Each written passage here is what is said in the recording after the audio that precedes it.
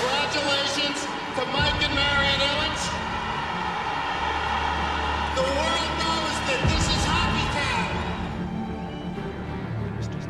It takes billions to buy an NHL team, but it takes more than a checkbook to win. Some owners build legacies. Others just burn bridges. This is the most loved and most hated owners in NHL history. First, let's start with the undisputed king of hated owners. There are hated owners, and then there is Harold Ballard. For nearly 3 decades, Ballard was a tyrannical, eccentric, and unbelievably cheap owner of the Toronto Maple Leafs. He took over one of the most storied franchises in all of sports and treated it like it was his own personal piggy bank, turning a perennial powerhouse into a league-wide joke. Ballard's philosophy was simple, and he said it out loud. "All I want from the Maple Leafs is to make money." Winning was a distant second priority. His cheapness was legendary. He famously refused to give his star players raises, leading to bitter and public contract disputes that drove away a generation of talent. The team's home, the historic Maple Leaf Gardens, fell into disrepair under his watch because he wouldn't spend money on upkeep. He once traded for a goalie, not because the team needed him, but because he came with a new set of pads and Ballard didn't want to buy them himself. His bizarre behavior often crossed into pure disrespect.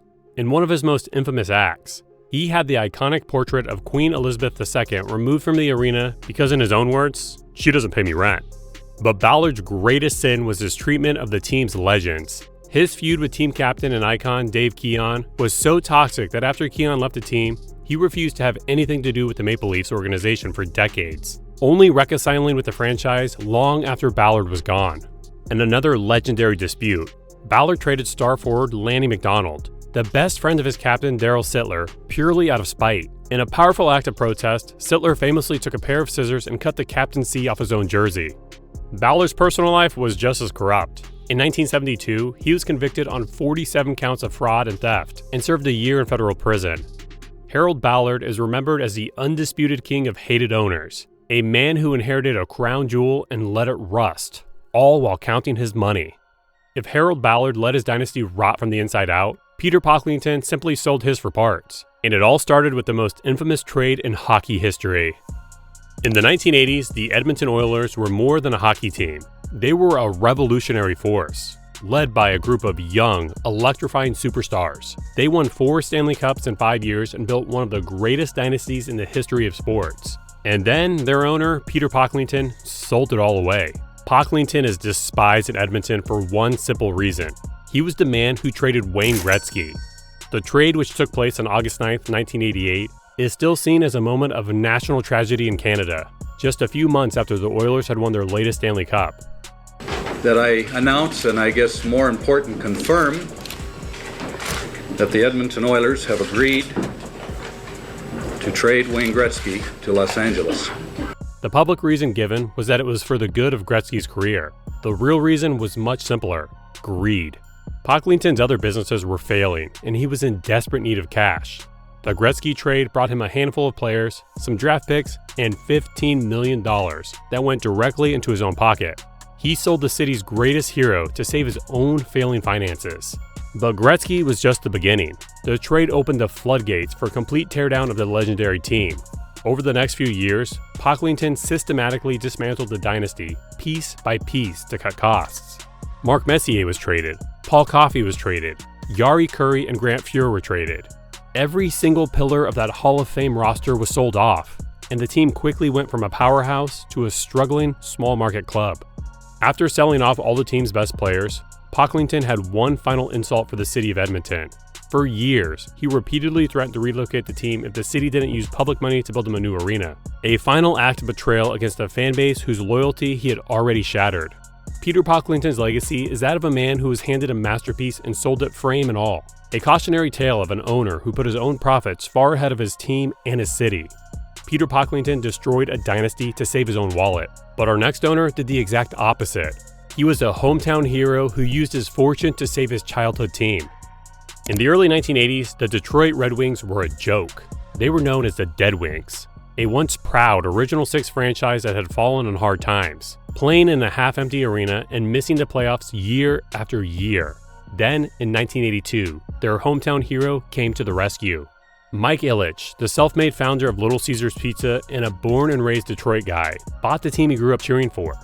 He wasn't just an investor, he was a passionate fan, and he had one simple goal: to turn the Red Wings back into champions, no matter the cost.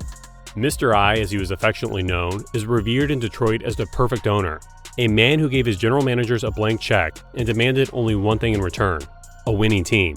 His philosophy was simple: spend whatever it takes.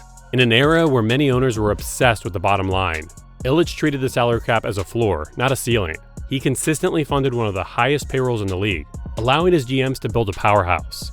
This commitment to spending was most famously on display with the creation of the legendary Russian Five. At a time when many teams were hesitant to scout in post-Soviet Russia, Ilitch invested heavily in an international scouting network that discovered future Hall of Famers like Sergei Fedorov and Slava Fetisov, changing the way the game was played. His deep pockets also made Detroit a top destination for high-profile free agents. Superstars like Brett Hull, Luke Robitaille, and Brendan Shanahan all signed with the Red Wings for a chance to play for an owner who was completely dedicated to winning. The results of his investment were staggering. The Dead Wings were transformed into a modern dynasty. Under his ownership, the team won 4 Stanley Cups and made the playoffs for 25 consecutive seasons, one of the longest streaks in the history of professional sports. But Ilitch's commitment went beyond the ice. He was a pillar of the Detroit community, investing hundreds of millions of his own money to help revitalize the city's downtown core. He purchased and restored the historic Fox Theater and was the driving force behind the construction of 2 new downtown stadiums for his teams. Mike Ilitch is remembered as a true hometown hero, a passionate fan who used his fortune to bring a dynasty back to his city. Mike Ilitch proved that spending money can build a modern dynasty. But our next owner was a throwback to a darker time. A man known as Dollar Bill, who was hated for pinching every last penny. For decades, the Chicago Blackhawks were one of the NHL's crown jewels. But under the iron-fisted, tight-fisted rule of longtime owner Bill Wirtz, they became a forgotten franchise in their own city. Known scornfully by fans as Dollar Bill, Wirtz was a notoriously frugal and stubborn owner who drove a proud Original Six team into the ground. His most infamous and hated policy was the complete blackout of the team's home games on local television. Wirtz clung to an old-fashioned belief that showing games on TV would hurt ticket sales. For decades, this made it impossible for fans in Chicago to watch their own team play at home unless they were physically inside the arena. In a massive, modern sports city, the local hockey team was a ghost, creating a lost generation of fans who grew up with absolutely no connection to the Blackhawks. That cheapness extended to the roster. In the early 1990s, the Blackhawks were a powerhouse team, reaching the Stanley Cup Final in 1992 with a core of beloved superstars. Wirtz proceeded to dismantle that team piece by piece, all to save money. He refused to pay his star players what they were worth, leading to a series of bitter departures. He let fan-favorite superstar Jeremy Roenick leave, callously stating that the money Roenick wanted could pay his entire front office staff. He did the same with star goalie Ed Belfour and franchise defenseman Chris Chelios. Like Harold Ballard in Toronto, Wirtz also alienated the team's greatest legends, feuding with icons like Bobby Hull and Stan Mikita, who were exiled from the organization for years. The ultimate proof of his disastrous ownership came immediately after his death in 2007. His son Rocky Wirtz took over the team and immediately reversed his father's policies. He put all home games on television. He welcomed the team's legends back. He committed to spending what it took to win. The results were like a curse being lifted. The team's popularity exploded overnight. And just 3 years later, in 2010, the Blackhawks won their first Stanley Cup in 49 years, kicking off a modern dynasty. The team's incredible success after he was gone was the final, definitive proof of what fans had known for decades. Bill Wirtz was the one holding the franchise back. Bill Wirtz was the owner who drove his team's greatest players away. But what happens when the greatest player is the owner? That's the incredible story of Mario Lemieux. Mario Lemieux's legacy as one of the greatest players of all time was already secure. But what he did after his playing career is what makes him a true legend in Pittsburgh, a city that owes the existence of its hockey team to him, not once, but twice. The first crisis came in the late 1990s. The Pittsburgh Penguins, a team Lemieux had led to back-to-back Stanley Cups as a player, were a financial disaster. The previous ownership had driven the team into the ground, and in 1998, the franchise was forced to declare bankruptcy. The team was on the verge of being sold and relocated, or worse, folding completely. This is where Lemieux stepped in. During his playing career, the team couldn't afford to pay his massive salary, so they had deferred millions of dollars that they now owed him. This made Lemieux the team's single largest creditor, he owed over $30 million. In an unprecedented and brilliant move, he leveraged that debt to save the team. He formed an ownership group and converted the tens of millions of dollars the team owed him into equity, becoming the new majority owner in 1999. The man who had saved the franchise on the ice with his talent now saved it in the courtroom with his business sense. It's a story that is completely unique in the history of professional sports. But his work wasn't done. A few years later, the franchise faced a second crisis. They were playing in the league's oldest arena, and without a new building, they would not be financially viable in Pittsburgh. The team was once again on the brink of relocating, with Kansas City making a serious push to land the team. Lemieux, as owner, fought for years to secure a deal for a new, publicly funded arena. He even used the threat of moving the team as a negotiating tactic to finally get the deal done, securing the franchise's future in Pittsburgh for good. With the team saved for a second time, Lemieux, the owner, went back to work. He oversaw the drafting of Sidney Crosby in 2005, ushering in a new golden age for the Penguins. Under his leadership as owner, the team he saved from extinction has won 3 more Stanley Cups. Mario Lemieux is the only person to have his name on the Stanley Cup as both a player and an owner for the same team, a beloved icon who is revered for saving his city's franchise twice. Mario Lemieux was the hero who saved his team twice, but our next owner started as a hero and ended as a villain, a man who went to war with his own fan base. When Eugene Melnyk bought the Ottawa Senators out of bankruptcy in 2003, he was seen as a hero, the man who saved the city's team. But over the next 2 decades, he would systematically destroy that goodwill, becoming one of the most hated and controversial owners in the modern era, a man who seemed to be in a constant state of war with his own fan base. The defining moment of his ownership came in December 2017. The city of Ottawa was celebrating a massive outdoor game, an event that was supposed to be a celebration of the franchise. Instead, on the eve of the game, Melnyk publicly attacked the fans for not selling out more games and openly threatened to relocate the team. It won't. It just won't happen.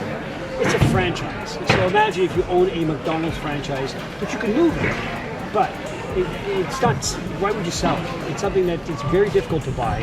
You have to, and we're doing okay here. We're not doing great, but we're doing okay.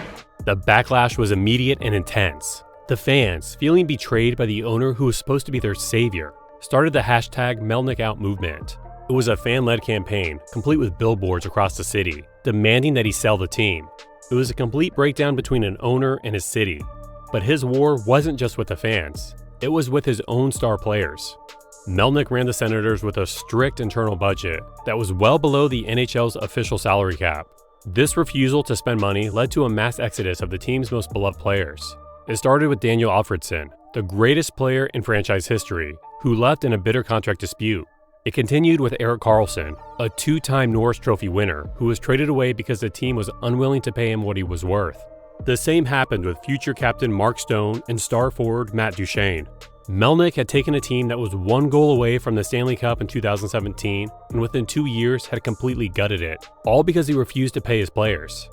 His tenure is a modern case study in how to alienate a fan base, a cautionary tale of an owner whose public feuds and financial decisions drove his own team into a long and painful rebuild. Eugene Melnyk is a cautionary tale of how to alienate a city, but this owner is the modern blueprint for how to build one up, a man who transformed both his team and his community. In the world of sports ownership, Jeff Vinik is the new gold standard. He is the model modern owner, a man who took a struggling team in a non-traditional hockey market, and through a combination of smart investment, brilliant hiring, and an unprecedented commitment to his community, turned the Tampa Bay Lightning into a perennial powerhouse. When Vinik, a former hedge fund manager, bought the Lightning in 2010, the franchise was a mess. They were losing games, playing in front of a half-empty arena, and were still recovering from a disastrous previous ownership group that had driven the team into the ground. Vinik's first move was his most important. He hired a legendary hockey mind to run his team, bringing in Steve Yzerman as his general manager. He gave Yzerman a clear mandate: build a world-class organization, and I will give you all the resources you need to do it. He committed to spending to the salary cap and invested heavily in scouting and development, building a sustainable winner. The result of that vision has been a decade of dominance, including 2 Stanley Cups and 4 trips to the final.